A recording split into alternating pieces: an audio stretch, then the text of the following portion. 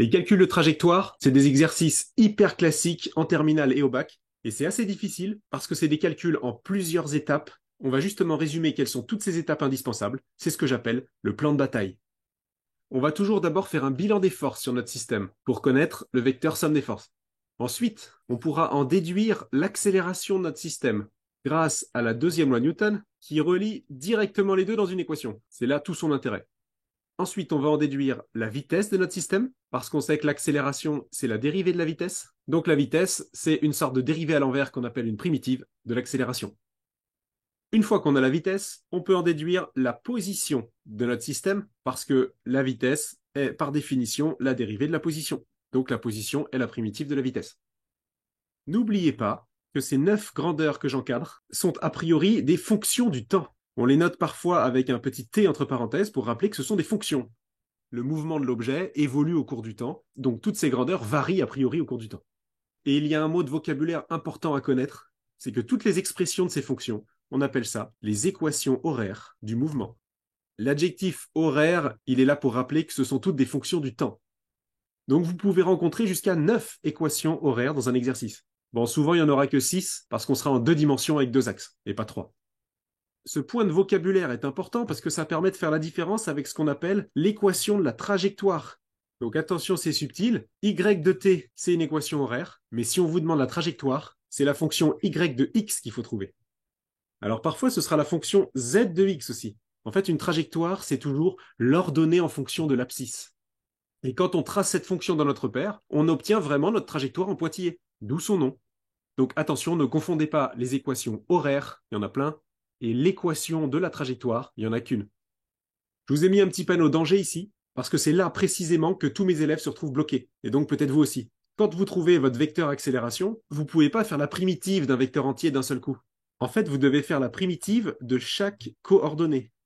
Et donc c'est indispensable d'être capable de bien identifier les 3 composantes de notre vecteur accélération. C'est ce qu'on appelle projeter un vecteur sur les axes du repère, et c'est cette projection avec laquelle vous êtes souvent pas très à l'aise. Allez, on va voir tout de suite ce que ça donne sur un exemple. On va s'appuyer sur le schéma, on a un repère OXZ avec un bonhomme qui va lancer un projectile en essayant de viser le trou. Si le projectile rentre dans le trou, c'est gagné. Ça vient d'une vraie annale de bac. Alors dans un exercice de calcul de trajectoire, on vous donnera toujours les conditions initiales du mouvement. Pour prédire la trajectoire d'un objet, vous devez au moins savoir comment il a été lancé au départ. Il faut connaître notamment la position initiale de l'objet, à l'abscisse 0 et à l'ordonnée grand H. Et vous devez connaître la vitesse initiale de l'objet, qui est le vecteur V0, dont on connaît l'angle alpha par rapport à l'horizontale. Mais nous, ce qui va nous intéresser, c'est les composantes du vecteur. Donc il faut être capable de projeter ce vecteur sur nos 2 axes, et on obtient V0 cos alpha, V0 sin alpha. Si vous ne savez pas comment on obtient ça, allez voir ma série de vidéos qui s'appelle Gérer les vecteurs. D'ailleurs, il faut aussi savoir projeter le vecteur G. C'est indispensable de savoir faire ça. Je vous mets les liens vers mes vidéos sur les vecteurs en description. Bon, pour ceux qui veulent essayer de comprendre tout seul d'où ça sort, il faut faire un peu de trigonométrie dans un triangle rectangle et se servir du casse-au-toit.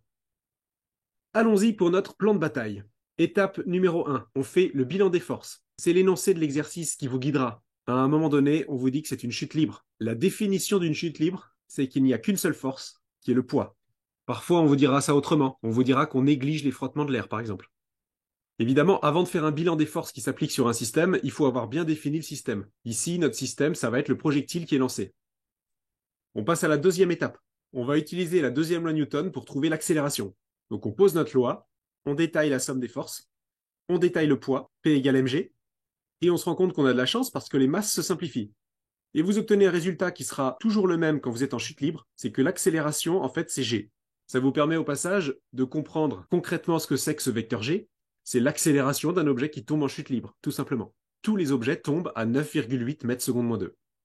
Et le fait qu'on ait pu barrer les 2 masses, ça vous a peut-être pas fait vibrer, mais c'est remarquable en fait. Ça veut dire que dorénavant, dans toute la suite des calculs, la masse n'apparaîtra plus. Et donc la trajectoire d'un objet en chute libre ne dépend pas de sa masse. Un objet lourd ne tombe pas plus vite qu'un objet léger.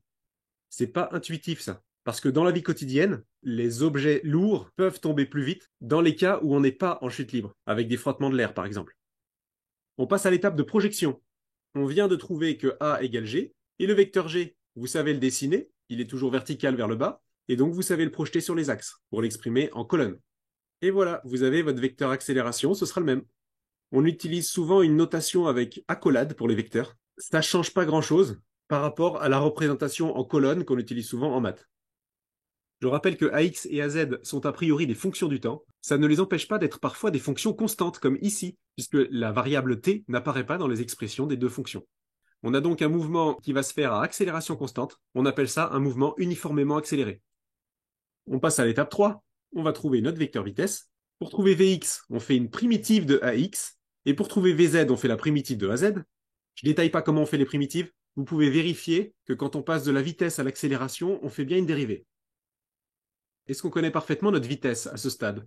Non, parce qu'à chaque fois qu'on fait une primitive, on fait apparaître une constante, C1 ou C2, qu'on ne connaît absolument pas a priori. Ces deux constantes C1 et C2 seront en fait égales aux conditions initiales sur la vitesse que l'on a déjà exprimées tout à l'heure. Pourquoi? Pour comprendre, il faut remplacer t par 0, on enlève les termes qui deviennent nuls, et on se retrouve avec Vz initial qui est égal à C2, et Vx initial qui est égal à C1. Il n'y a plus qu'à remplacer, et on connaît maintenant parfaitement notre vitesse. Les paramètres V0, alpha et G seront donnés dans l'énoncé de l'exercice, avec des valeurs numériques connues. Petite question bonus, est-ce que la vitesse de mon projectile est constante? C'est-à-dire, est-ce que le mouvement est uniforme? Eh bien non, parce qu'on voit que la variable t apparaît ici dans l'expression de notre vecteur vitesse. Ça veut dire que quand le temps change de valeur, la vitesse change aussi. Le mouvement n'est pas uniforme. On passe maintenant à l'étape 4. On va trouver notre vecteur position, c'est-à-dire l'abscisse et l'ordonnée de notre projectile. Il faut refaire deux primitives. La primitive de Vx nous donne x, et la primitive de Vz nous donne z. Vous pouvez vérifier que si vous les dérivez, vous retombez sur les fonctions de départ. Et comme tout à l'heure, on a deux nouvelles constantes, C3 et C4 qui apparaissent. Eh bien, comme tout à l'heure, ces constantes correspondront à nos conditions initiales sur la position cette fois. Je ne sais pas pourquoi j'avais mis les composantes de ce vecteur en ligne. Je vais les réécrire en colonne plutôt. C'est pareil. On voit ici C3 et ici C4. Je les ai remplacés en bas. Et maintenant, on connaît parfaitement la position de notre projectile au cours du temps. Si je vous demande où se situe le projectile une seconde après le lancer, vous remplacez t par une seconde, partout où il apparaît. Vous allez chercher les valeurs des paramètres V0, alpha et G dans l'énoncé de l'exercice, et vous avez tout ce qu'il faut pour calculer l'abscisse et l'ordonnée de votre projectile. Donc vous savez où il est. Ce qu'on a sous les yeux, ce sont des équations horaires, avec des fonctions du temps, et maintenant on va trouver l'équation de la trajectoire. C'est l'étape 5 de notre plan de bataille. C'est-à-dire la fonction z de x dans notre cas, parce qu'on a un axe z en ordonnée. Pour ça, on va utiliser les deux équations précédentes, que je note 1 et 2, et on va les fusionner, on va les mélanger, pour relier directement x et z, en se débarrassant de la variable t. C'est une petite manip qui va peut-être vous rappeler ce qu'on fait quand on veut résoudre un système de deux équations par substitution. On va prendre la première équation, et on va isoler l'inconnu dont on veut se débarrasser, t. Ça nous donne t égale x sur v0 cos alpha. Et ensuite, on va prendre la deuxième équation, et partout où on va rencontrer t, on va le remplacer par l'expression qu'on vient de trouver. Il y a parfois quelques simplifications à remarquer. V0 en haut et en bas, ça disparaît, et sinus sur cosinus, ça fait tangente. Dans le premier terme, vous pouvez aussi distribuer le carré sur les trois facteurs que vous avez dans la parenthèse. Ce qu'on obtient en bleu tout en bas, c'est l'équation de la trajectoire. Remarquez bien que c'est une équation du second degré, parce qu'on voit un polynôme de degré 2 à droite.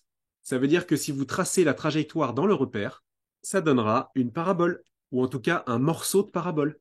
On a même ici un coefficient a qui est négatif à cause du signe moins. On doit donc avoir une parabole ouverte vers le bas. C'est bien ce qu'on a ici. On dit que le mouvement est parabolique. Alors maintenant, vous allez me dire, mais à quoi ça sert de faire tout ça? Eh bien, dans les exercices, une fois qu'on a bien travaillé et qu'on a trouvé toutes nos équations horaires et notre équation de trajectoire, on va nous poser des questions un peu concrètes. Par exemple, est-ce que le projectile qu'on lance va tomber dans le trou quand il atteindra la planche? On a plein d'équations disponibles. La difficulté, ça va être de transformer la question qui est formulée en français vers une formulation plus mathématique.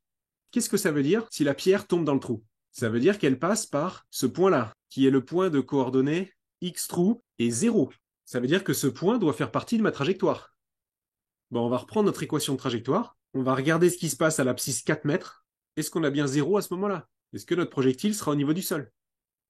Pour calculer les coefficients A, B et C, vous aurez besoin de toutes ces données qui seront à chercher dans l'énoncé. Et on vous donnera aussi la valeur de G Donc les coefficients A, B, C seront facilement calculables. D'ailleurs, une question qu'on vous pose souvent, c'est quelle est la portée du tir?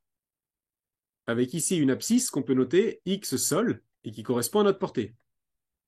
Qu'est-ce qu'on connaît de manière certaine sur ce point? On ne connaît pas son abscisse, c'est ce qu'on cherche. On ne connaît pas le temps correspondant dans le mouvement. Mais par contre, ce qu'on connaît, c'est son ordonnée, z égale 0, puisqu'on est au niveau du sol. Ça, c'est sûr. Ça va être la clé pour démarrer nos calculs. On va résoudre l'équation z de x égale 0. Ça revient à trouver les racines de notre polynôme. Vous pouvez les calculer rapidement avec un solveur d'équations. Vous avez tout ça dans vos calculettes. Vous calculez d'abord la valeur de vos trois coefficients ABC. Vous rentrez les trois coefficients dans le solveur. Vous trouvez deux valeurs possibles pour l'abscisse x. C'est normal parce que mathématiquement, votre parabole passe par le sol à deux endroits. La valeur qui nous intéresse, c'est la solution positive. On obtient une portée de 10,85 m. Et ça, c'est du concret. En connaissant la position et la vitesse initiale de notre projectile, on peut prévoir à l'avance à quel endroit il va toucher le sol. En gros, vous avez appris à prédire l'avenir.